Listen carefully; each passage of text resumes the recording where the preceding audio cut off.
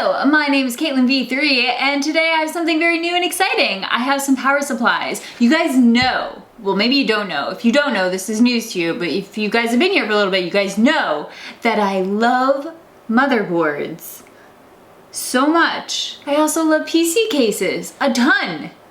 But what you don't know is that I really love power supplies, specifically the modular type. And I've never really talked about them. I did do a video on how to choose a power supply, but I've never actually talked about like actual products.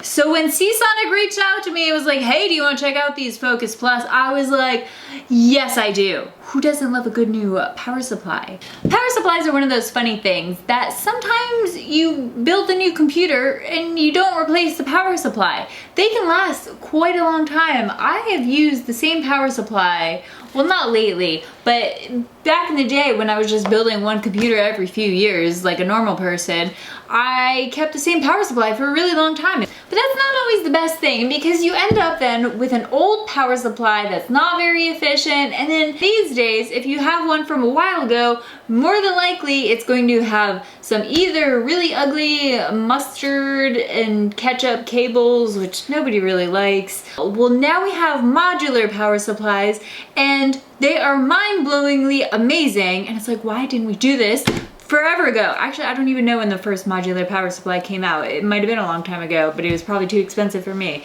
So that's why I don't know about it. So if you guys are not familiar, Seasonic is one of those power supply companies that's been around for a long time. In fact, they're one of the originals. So that tells us that they are serious about their power supplies. They know what they're doing. Their engineers are on the ball, and they're going to give us a product that not only does the job, it's going to last, and it's going to do it flawlessly in the way that a power supply should. A lot of people don't really think about power supplies, they kind of just throw it in there, but the power supply, if you really think about it, it is literally powering every single part in your computer. So essentially, it's the most important part. Without it, your computer would not exist. You can have a computer without a hard drive. You can have a computer without a graphics card. You can have a computer without a ton of fans. You cannot have a computer without a power supply. I am telling you right now, you try to build one, it's not going to work. Just saying, sometimes it's good to look at power supplies and how amazing they can be. So here's the Focus Plus line from Seasonic. I believe it's replacing their Prime line that came out last year, and these are just a few months old. I have two models here. I have a Platinum 850, so it's 850 watts. And then I also have a 650 watt Gold. So both of these are going to be great. It just kind of depends on what you're going for and what is in your build, how much wattage you need. Of course, you always want to use a wattage calculator. You can find them all over the place. In fact, Seasonic has one on their website. You can find one on PC Part Picker, which is very easy to use.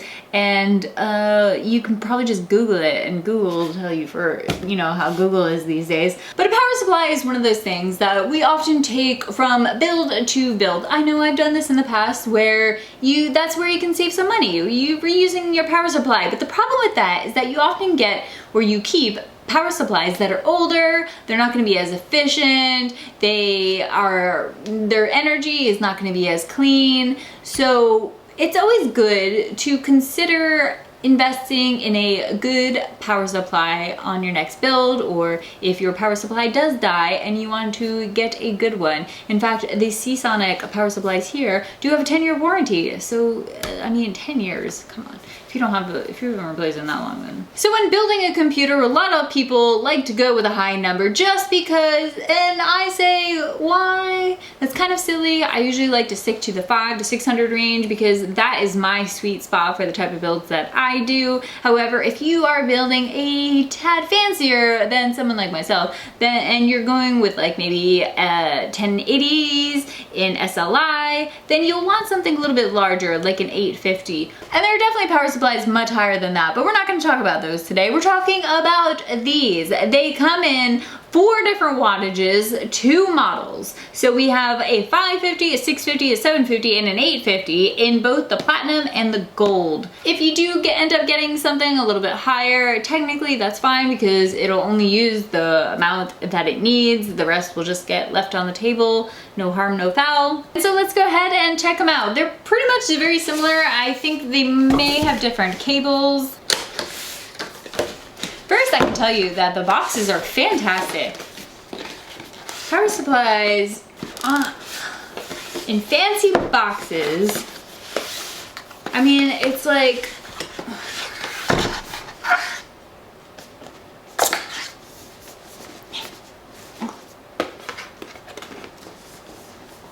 all right, muscles, come on, do your work.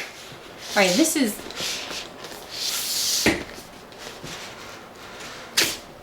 I didn't want to rip you.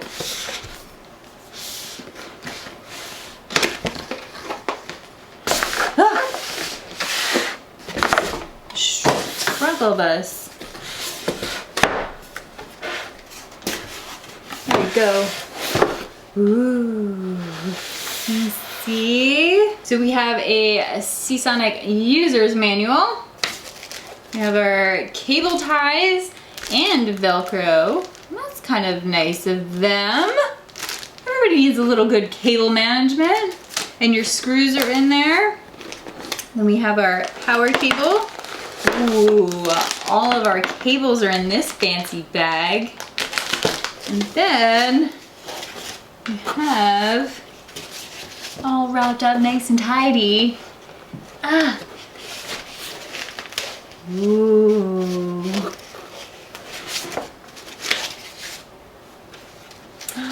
Oh, it's so pretty.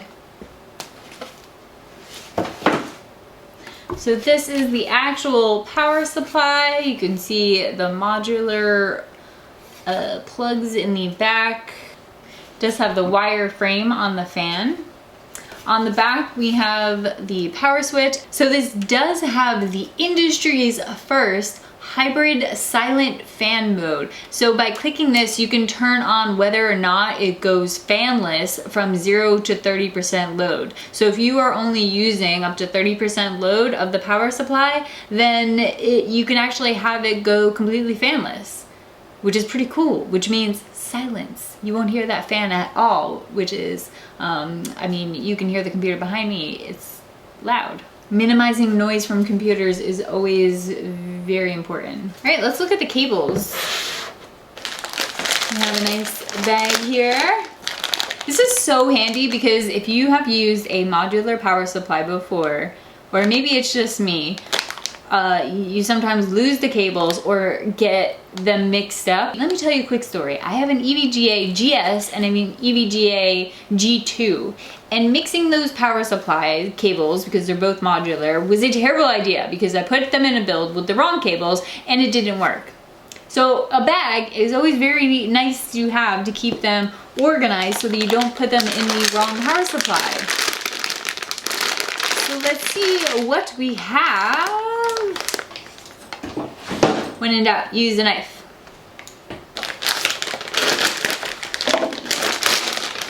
So these are the flat ribbon cables.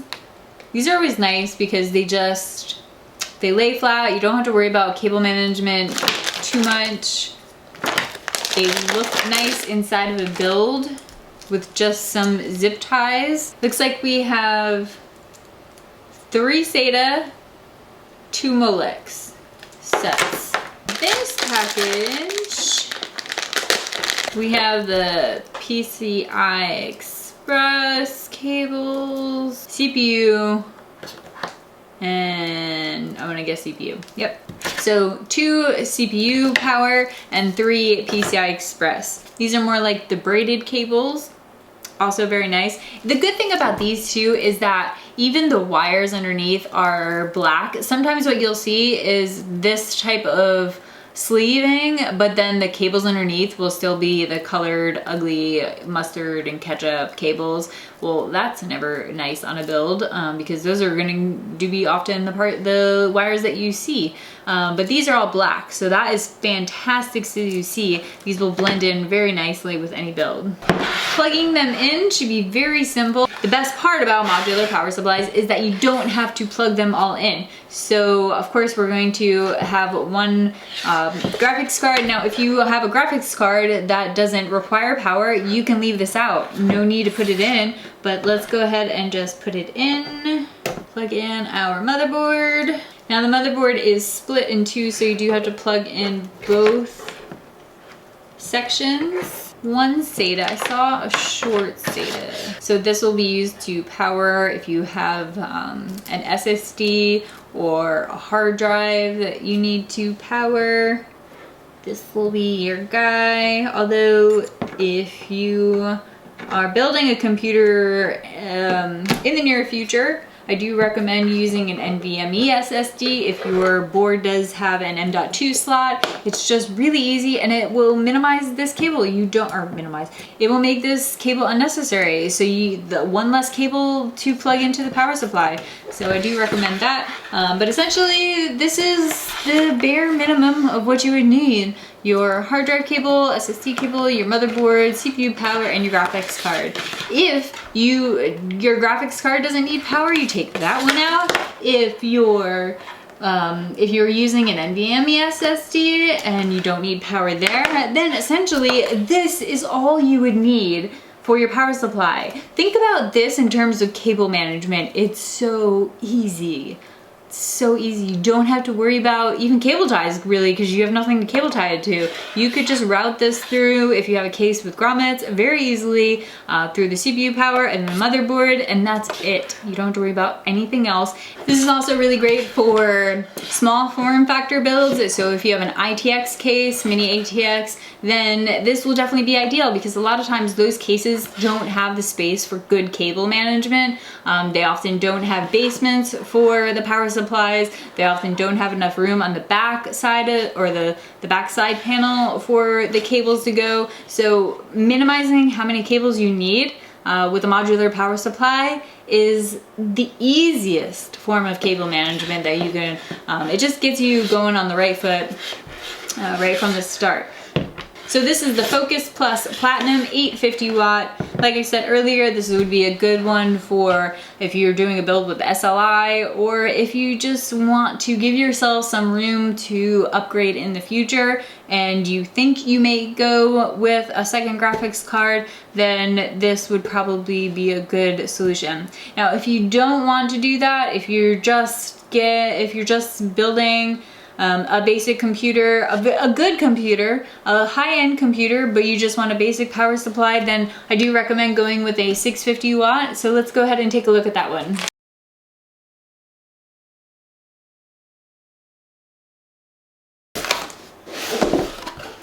Ooh. So once again, we have our user manual, free giveaway for a Bluetooth speaker, our cables for cable management, our cables, power supply.